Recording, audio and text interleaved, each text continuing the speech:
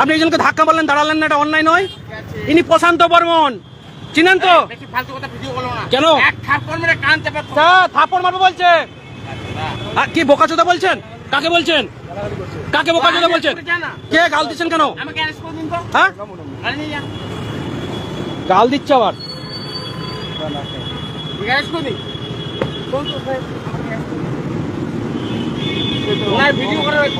হ্যাঁ আছে। কম বেশি সবাই ভিডিওটা দেখে নিয়েছেন ফেসবুকের থ্রু দিয়ে, প্রচুর ভাইরাল হয়েছে। এই ভিডিওতে যাকে দেখা যাচ্ছেন তিনি হচ্ছেন প্রাক্তন ভিডিও অর্থাৎ সাসপেন্ডেড ভিডিও প্রশান্ত বর্মন। মানে এনাকে নিয়ে যথেষ্ট হইচই আলোড়ন মাস ছয়েক আগেও পড়েছিল যে তিনি একজন স্বর্ণ ব্যবসায়ীকে খুন করেছেন এবং প্রচুর টাকা হাতিয়েছেন, এবং যার বাড়ি নর্থ বেঙ্গলে, তা সত্ত্বেও নিউটাউনে তার ফ্ল্যাট, বাংলো অনেক কিছু রয়েছে। একজন ভিডিও হয়ে জাস্ট 3-4 বছর কি খুব বেশি 7 বছরের মধ্যে এত টাকা সম্পত্তি কিভাবে হলো তা ভগবান জানে।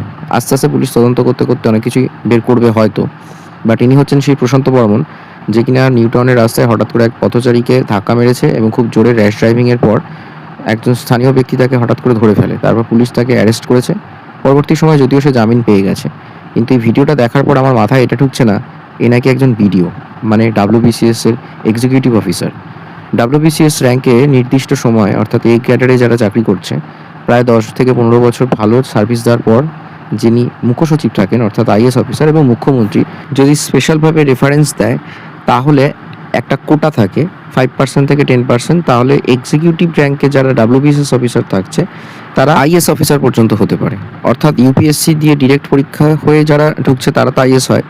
স্টেট ওয়াইজ প্রত্যেকের যে সমস্ত পাবলিক সার্ভিস কমিশনের থ্রু দিয়ে যারা সেই রাজ্যের নির্দিষ্ট কোটায় যারা WBCS বা অন্যান্য স্টেটে যে সমস্ত এক্সিকিউটিভ র্যাঙ্কের চাকরি করছে তারা নির্দিষ্ট 15 বছর কি 20 বছর সার্ভিস দেওয়ার পর রাজ্য সরকার যদি তাকে রেকমেন্ড করে তাহলে তারা IAS হতে পারে। তাহলে ভাবুন এই লোকটা কখনো IAS হলেও হতে পারতো যে কিনা মেন্সে 0 পেয়েছে, যে কিনা ঘুষ দিয়ে পাবলিক সার্ভিস কমিশনে সে চাকরি পেয়ে গেছে 162 নম্বর পায়, আর এই হলো তার মুখের ভাষা।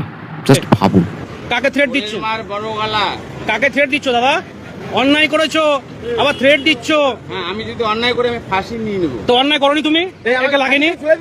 আমি কেন ফাঁসিতে চলবো? আইন আইন আছে স্যার, আইন আছে। তুই চলে যা না।